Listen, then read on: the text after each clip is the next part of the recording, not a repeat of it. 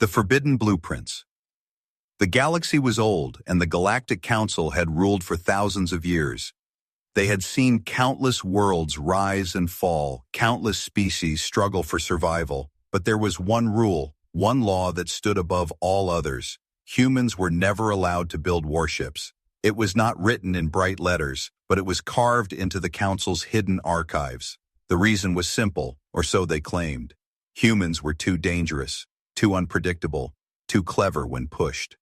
In the heart of council chambers, where alien voices echoed across vast halls of crystal and light, the whispers began. Reports came from the edge of the Sol system. Earth was building something large, something hidden, something that should not exist. The aliens argued, their voices sharp with fear. One delegate slammed his clawed hand on the table and hissed, "They swore they would never do this." Another, with pale, glassy eyes, muttered, "If humans build warships, they will not stop.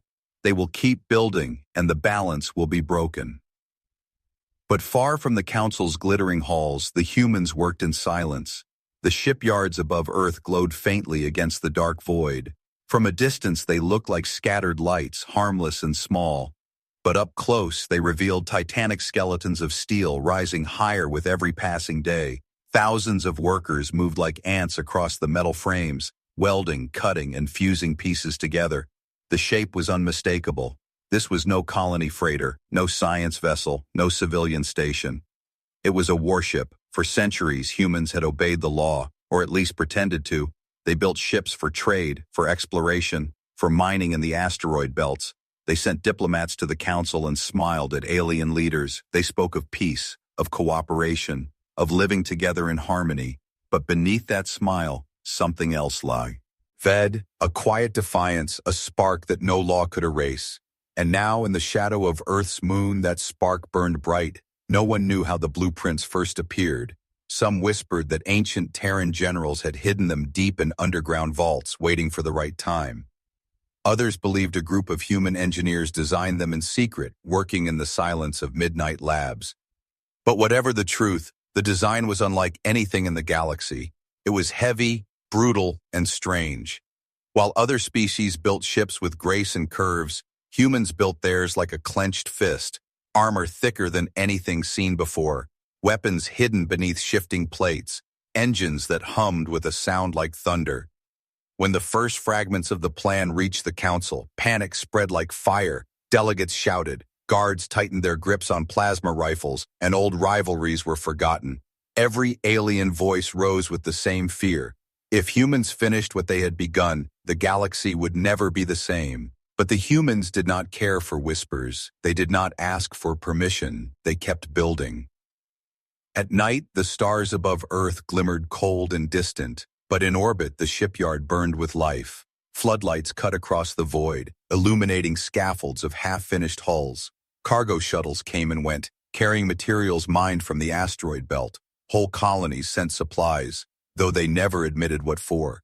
Every weld sparked against the dark as humans worked with a determination no alien could understand. They worked not for glory, not for the Council, not even for war. They worked because the blueprints demanded to exist. One young engineer, Mira Hayes, wiped the sweat from her forehead inside her helmet. Her suit's visor reflected the glowing metal frame of the ship she helped build. She did not know who had drawn the first line of the blue epi. Rent. She only knew that the moment she saw it, something deep inside her had whispered, "This is what we were meant to do." Every human on that station felt the same. From commanders to workers, from scientists to welders, they all shared the same unspoken truth. The Council might forbid them, but humanity had always done what others feared. Far beyond the shipyard, an alien scout vessel drifted in silence. Its sensors locked on the construction site, capturing images of the growing hull. The alien captain's 4 eyes widened at what he saw. "This cannot be allowed," he whispered, recording every detail. He knew the Council would not believe him without proof, so he risked a closer approach, edging nearer to the glowing skeleton of Earth's forbidden creation. But as his ship drew closer, alarms flared across his control deck. Beams of red light struck his hull. Human defense systems had already detected him. The scout ship twisted, engines roaring, fleeing back into the void. Behind him, the unfinished warship loomed like a silent beast. When the report reached the council chambers, silence fell. The images showed the truth, undeniable and terrifying. Humans were not only building a warship, they were nearly finished with it. The delegates looked at one another with horror. For the first time in centuries, the council felt powerless. The rule had been broken, and there was no going back. Above Earth, in the quiet of space, the warship's shadow stretched across the stars. It was not yet alive, not yet complete, but already it carried weight. It carried the fear of the council, the hope of its builders, and the promise of something far greater. And in that moment, as sparks danced across its growing hull, one truth echoed across the galaxy. The humans had started down a path that no one could stop. The council's fear. The council chamber was a vast circle of stone and crystal. Older than most stars in the galaxy, great banners of alien empires hung from the ceiling, and the air shimmered with the glow of translators. Every seat was filled, every voice ready to shout, and in the center stood the hollow of Earth's forbidden creation. The unfinished human warship hovered in blue light, its jagged edges shining like a predator's teeth. For a long moment, no one spoke. The delegates stared at the image, their hearts heavy with fear. Then at once, the silence broke. Dozens of voices clashed in panic, shouting over one another.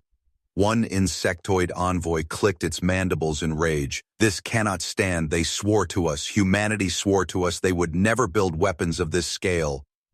A reptilian voice hissed through sharp fangs.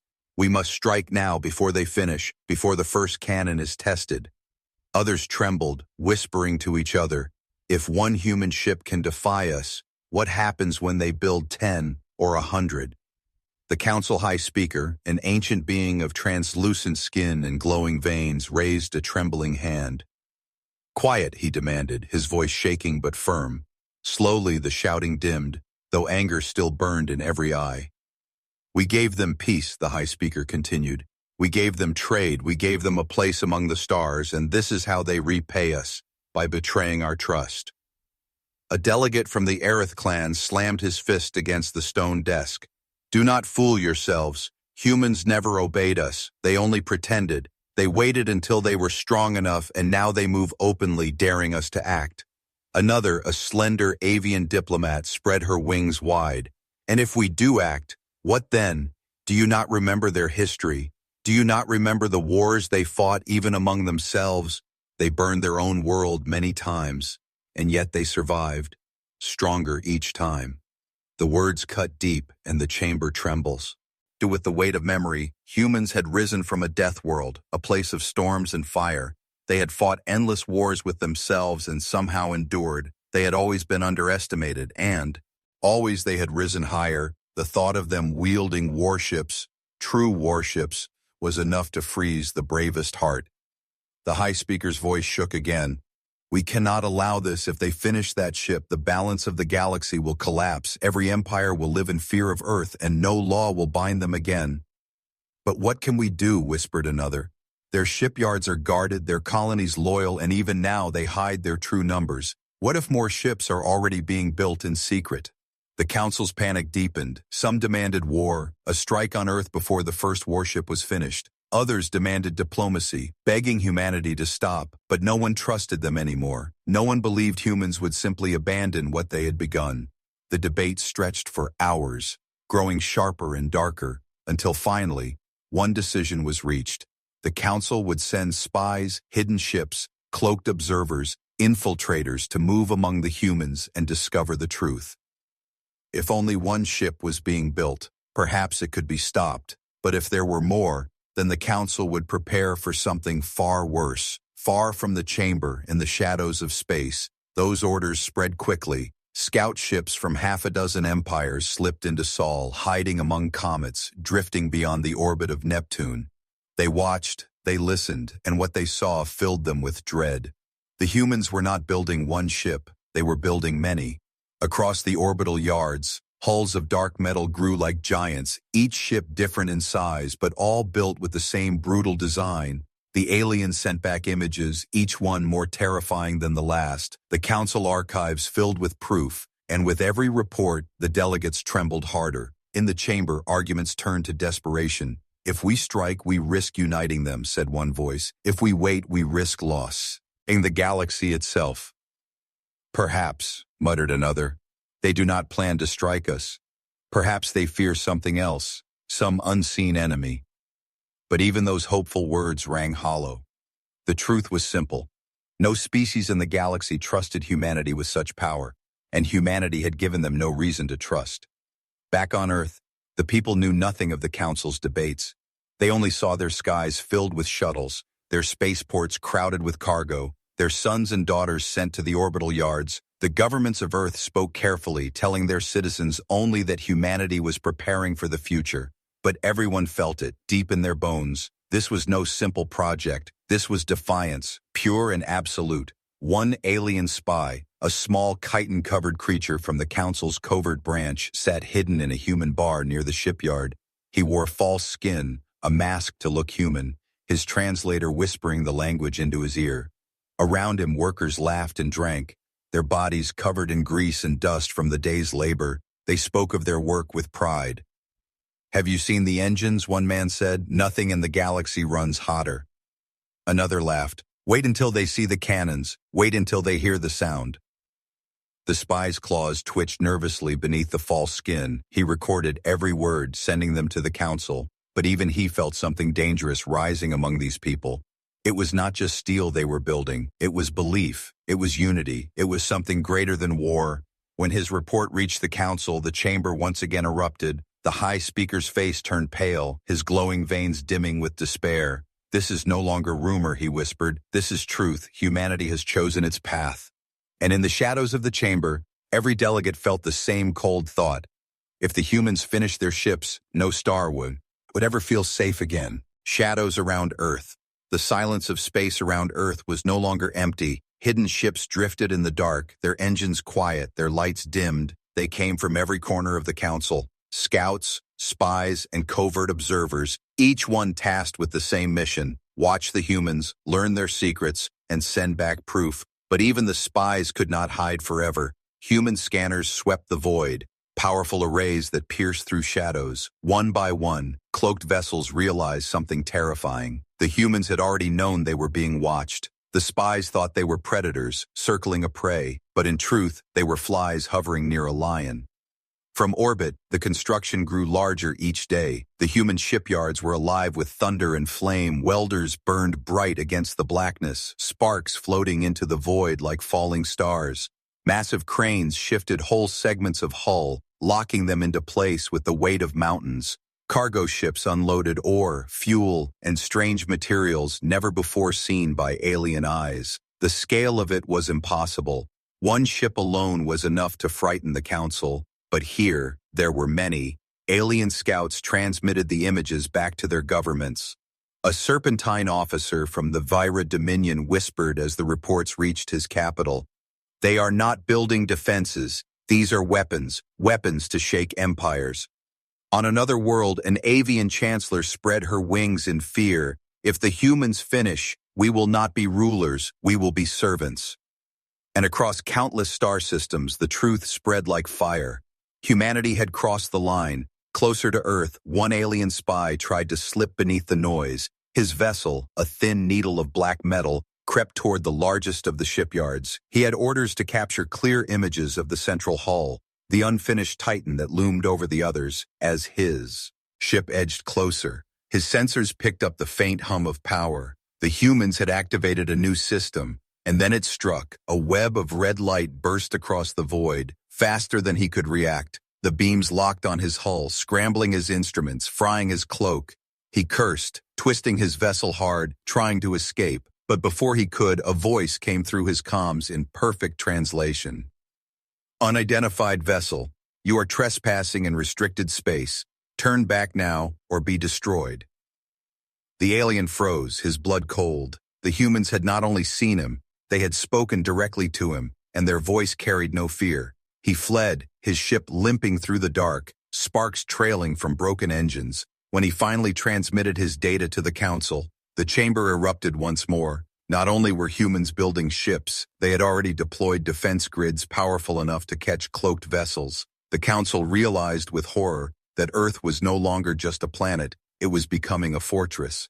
Meanwhile, life on Earth went on. Citizens worked, children played, and governments remained quiet. Most people did not know the scale of what was being built above their skies. But those who worked in the shipyards knew. They felt the weight of every weld, the meaning of every beam. They whispered to each other in tired voices. "We are building our future. We are building our shield." But no one dared to say out loud what they truly feared, that these ships were not only shields but swords. Above the planet, the largest hull began to take shape.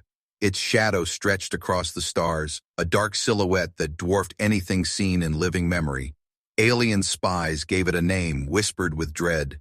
The Iron Phantom. It was not finished, yet already it seemed alive.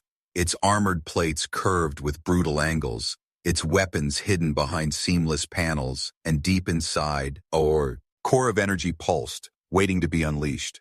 One spy, hidden within Earth's orbit, recorded a human broadcast. The message was simple, spoken by a commander with iron in his voice. "We do not build because the Council fears us. We build because the stars are not safe and no one else will protect us." The spy replayed the message again and again. It was not the voice of arrogance, it was the voice of certainty, and that certainty was more terrifying than any weapon. The Council received the words and trembled. Some whispered, "They build because of something beyond us." Others shook their heads. "Do not believe their lies. This is conquest, nothing else." The truth, hidden deep in the hearts of humans, remained unknown. And so the galaxy saw only what it feared most. The rise of a species that had never been meant to command war, but now built warships with unstoppable will. On Earth's night side, Mira Hayes stood at the viewport of her station module. Her reflection stared back at her, tired eyes and grease-stained cheeks. Beyond the glass, the massive frame of the Iron Phantom glowed under floodlights. She felt her chest tighten. "We shouldn't be doing this," she whispered, but her voice held no doubt, because even as she said the words, she knew she would go back to work tomorrow. The blueprints demanded it, the galaxy feared it, and nothing could stop it. In the shadows, the Council's spies pulled back, their missions complete, their data secure, and as they retreated into the dark, one thought echoed through every alien heart. If this was only the beginning, what would humanity finish tomorrow? The first reveal. The day began without warning. For months, the shipyards above Earth had been alive with fire and thunder, but on this day, the noise fell silent. The floodlights dimmed, the cranes froze, and the workers stepped back. Something was about to happen, something that would echo across the galaxy. In the center of the largest orbital dock, the Iron Phantom waited. It was no longer just a skeleton of steel. The hull was sealed, the engines hidden beneath black armor, the weapons concealed within seamless plates. It floated in silence, a mountain of iron and shadow, the first true warship of humanity. On the Council's hidden channels, reports came in fast. Alien scouts had seen the sudden stillness. They whispered to their leaders, "Something is happening. The humans are preparing to move." Within hours, the Council chamber filled again. Delegates leaned forward in their seats, their eyes fixed on the giant holo projection. Every alien heart trembled with the same thought. If that ship moved, then all hope of control was lost. In the darkness of space, the Iron Phantom stirred. Engines deep within its belly rumbled to life. At first, it was only a vibration, a faint hum across the void. Then light burst from its thrusters, a glare like a new sun igniting. Slowly, with a weight that bent the silence of space, the warship began to move. On Earth below, millions looked up to the skies. To the naked eye, it was only a glimmer, a shifting star. But to those who knew, to those who had built it with their hands, it was history. Mira Hayes stood at her station window, her breath caught in her chest. She whispered to herself, "It flies." And the words felt like prophecy. The alien scouts scrambled to keep pace. Their ships darted through the void, recording every angle. They scanned the hull, desperate to understand its secrets. But the Phantom gave nothing away. Its armor reflected their sensors, its systems cloaked in silence. It was not a ship they understood. It was something else, something alien even to them. One bold scout drew too close. His vessel edged along the Phantom's flank, sensors probing. Suddenly his alarm screamed. A burst of static tore through his systems, frying circuits, blinding his screens. His ship spun out of control, drifting helplessly. Then, in his ears, a human voice whispered through the static. "You are too close." He froze, his claws shaking before retreating in terror. The Phantom had not fired, but it had shown its teeth. When the Council saw the reports, chaos erupted once more. Some screamed for immediate war. Others demanded negotiations, desperate to stop what could no longer be stopped. But none could deny the truth. The humans had done it. They had built a warship, and it lived. The Phantom glided through space like a predator, testing its strength. It did not attack, it did not speak, it only moved, its engines burning brighter, its shadow stretching across the void. And everywhere it went, alien scouts fled before it. They had expected crude weapons, messy engineering, human recklessness. Instead, they saw precision, silence, and control, and that was far more terrifying. Deep inside the Phantom, the crew moved with quiet discipline, every console lit with green light, every order spoken with calm resolve. They were not soldiers hungry for conquest. They were builders, engineers, pilots who had become part of something greater. To them, the ship was not only a machine, it was a promise that humanity would never again kneel. In the council chamber, the High Speaker sat in silence, his glowing veins dimmed, his eyes hollow. He had seen empires rise and fall, but never had he felt this kind of fear. He whispered into the chamber, "They were never supposed to do this. They were never supposed to build warships." And though his words were soft, they cut like blades, because every delegate knew the same truth. The humans had broken the one law that mattered, and there was no turning back. Back on Earth, the people celebrated. The launch was broadcast across every channel. Though the details remained secret, families cheered, children pointed at the skies, songs filled the streets. For the first time in centuries, humanity felt united, not by war against each other, but by something larger, a shared destiny written in steel and fire. But beneath the cheers, a question lingered. Why had they built the Phantom? What enemy demanded such a weapon? The Council feared conquest. The humans spoke of protection. And somewhere in the shadows of deep space, a threat stirred unseen as the Phantom completed its first silent run. Disappearing into the dark between stars, the Council sent one last desperate message. To the humans of Earth, cease your construction, dismantle your shipyards, and surrender the Iron Phantom to our authority, or face the united strength of the galaxy. The message was sent with force, with anger, with fear. But when it reached Earth, the humans gave no reply. Their silence was louder than war. The secret purpose.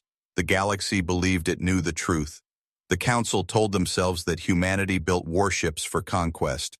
They said humans were greedy, reckless, and dangerous. But far from the Council chambers, in the silence of deep space, the real truth was hidden. The Iron Phantom did not wander aimlessly. Its engines carried it far beyond the shipping lanes, beyond the monitored borders, into the empty reaches where no Council vessel dared to go. Inside, the crew worked quietly, not with the rage of conquerors, but with the focus of guardians. Their captain, Elias Cade, stood on the command deck, his eyes fixed on the star map before him. He had served in a dozen Earth fleets, but this was different. This was not war for power. This was survival. Mira Hayes, the young engineer, walked into the deck carrying a data slate. Her hands trembled, her voice low. "Captain, the readings are stronger. The signals are clear this time." Elias turned to her, his face grim. "Show me," he said. She pressed a button, and the hollow lit up with faint traces of movement far beyond the edges of known space. It was not human. It was not Council. It was something older, colder, and vast. For years, hidden transmissions had whispered across human networks, strange signals caught by deep space probes, fragments of sound buried in cosmic static. The Council had ignored them, calling them anomalies, meaningless noise. But humanity had listened, and what they heard chilled them. A warning from the void, a force moving closer, a storm of machines older than memory, wiping civilizations clean. That was the real reason the blueprints existed, not for conquest, not for pride, but for preparation. The Phantom was not humanity's sword against the Council, it was their shield against something far worse. Elias Cade looked across his crew, his voice calm but heavy. "The Council thinks we build to defy them, but they are blind. These ships are not built for them. They are built for what comes next. Mira swallowed, her heart pounding. Then why not tell them? Why not show them the truth? The captain's eyes narrowed. Because they would not believe us, and even if they did, they would still fear us more than the enemy. On the other side of the galaxy, the Council argued endlessly. They debated sanctions, they planned blockades, they dreamed of war, but never once did they ask why. To them, humanity was a threat to order, and that was enough. The spies who had recorded the Phantom's movements reported back with half-truths. They spoke of strange travels into empty systems. They noted scans of dead worlds, of ruined stations long abandoned. But they did not see the full picture. They did not hear the faint echoes that only human sensors detected. Echoes of destruction moving ever closer. Mira sat alone in her quarters, staring at the glowing star charts. She traced the lines with her finger, following the slow spread of those signals. Every path pointed toward the same destination, toward the galaxy itself. Her chest tightened, fear mixing with something else. Resolve, she whispered into the quiet. We aren't building warships, we're building hope. But in the council chamber, hope was the last word spoken. The high speaker rose again, his translucent body shaking with fury. Enough, he cried, his voice breaking the noise of debate. We must prepare for war against Earth. If we hesitate, if we delay, humanity will rise above us all, and we will fall beneath their iron shadow. The delegates roared in agreement. They voted, their claws and wings raised in unison. The decision was made. A fleet would be sent, a fleet to destroy the Iron Phantom before it multiplied. The order rippled through the galaxy. Armies stirred, engines burned, and countless ships set course for the Sol system. The Council believed they were preventing a rebellion, but in truth they were marching toward the only shield that could save them from extinction. On the Phantom's bridge, Elias Cade received the encrypted reports. The Council fleet was moving, and soon it would arrive. His crew fell into silence, each one staring at him, waiting for his words. Finally he spoke, steady and cold. Then it begins. They see us as enemies, and maybe we must play that role. But when the real war comes, they will understand. The Phantom turned, its engines flaring bright. It was not running. It was not hiding. It was preparing. For behind the stars, beyond the Council's sight, something vast and merciless moved closer, and only humanity had built the ships to face it, clash in the void. The Council fleet entered the Sol system like a storm. Dozens of ships, sleek and deadly, engines burning with fury. They came in formation, banners of a dozen empires glowing across their hulls. The galaxy had never stood so united, not for peace, not for mercy, but for fear. At the edge of Earth's orbit, the humans waited.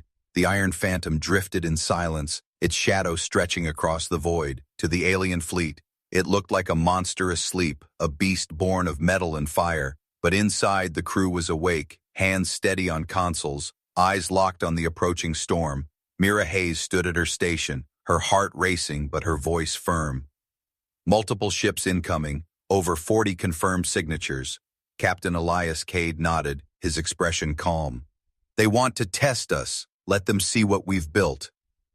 The Council commander, an armored reptilian with eyes like molten gold, opened the channel. His voice thundered across the comms. Humans of Earth, surrender your warship and dismantle your shipyards or be erased from the stars. Silence followed. The galaxy seemed to hold its breath.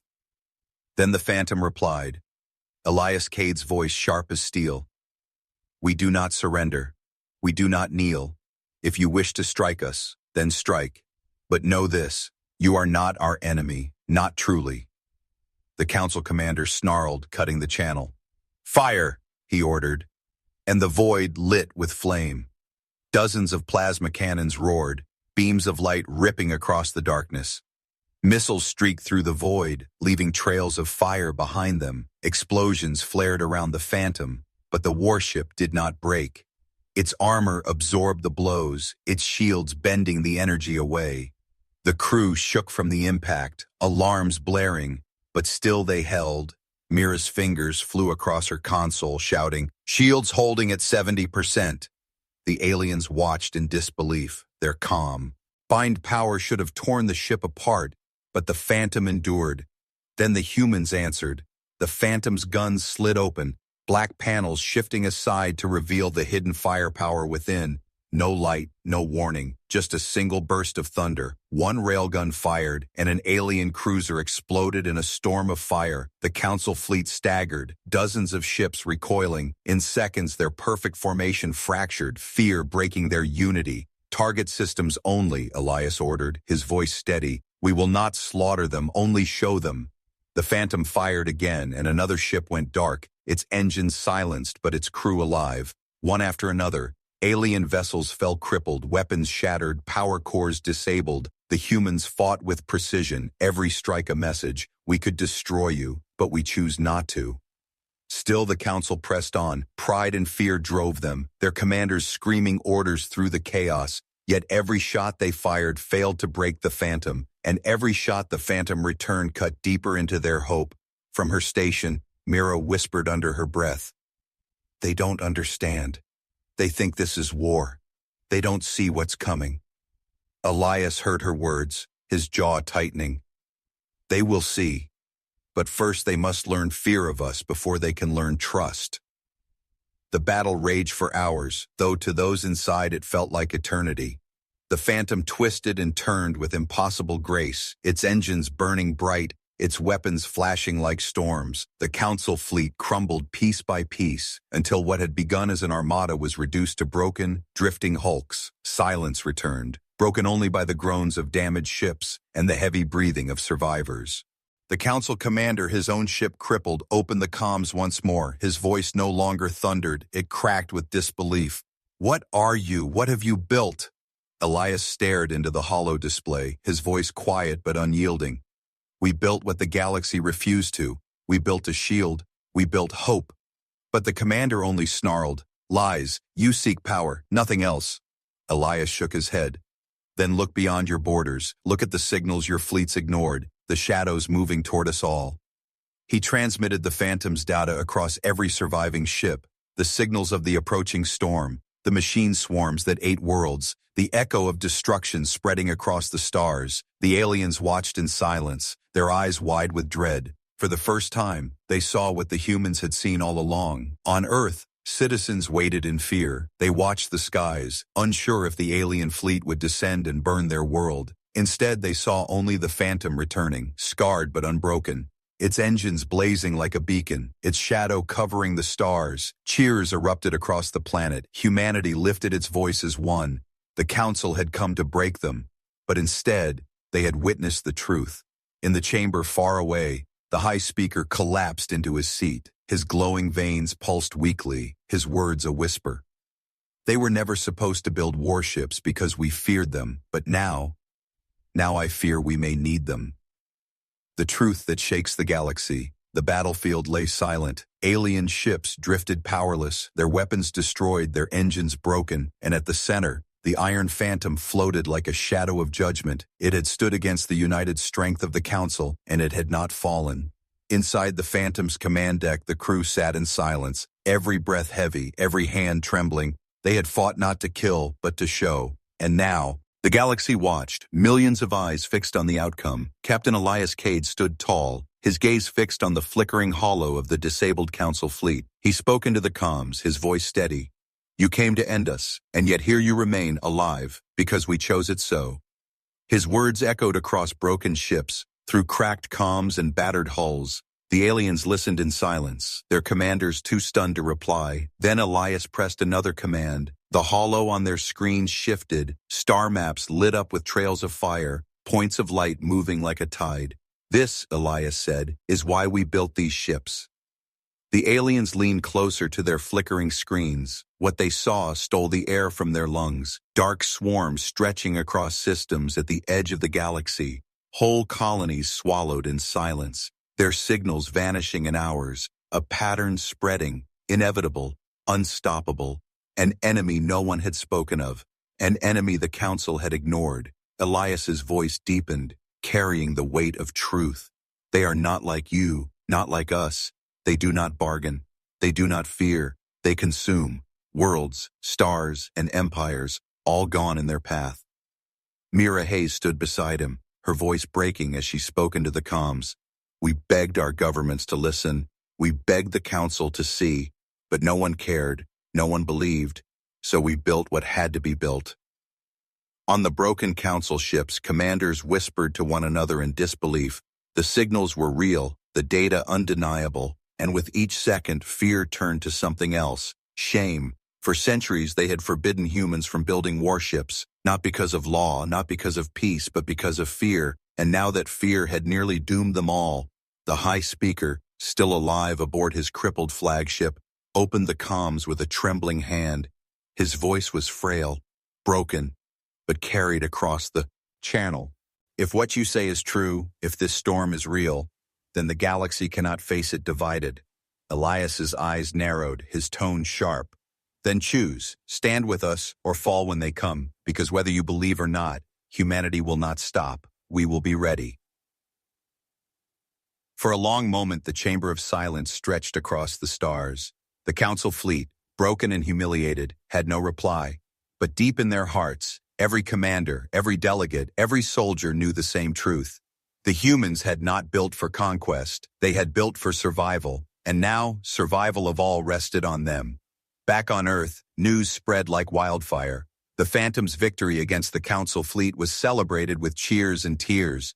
Children painted stars on walls, families lit fires in the night. The people of Earth did not yet know the full truth of the coming storm, but they knew one thing. Humanity was no longer small, no longer ignored. They had stepped into the stars as builders of destiny. In the council chambers, silence lingered for days. Debates raged behind closed doors, but no decision came. Some still clung to fear, others to pride.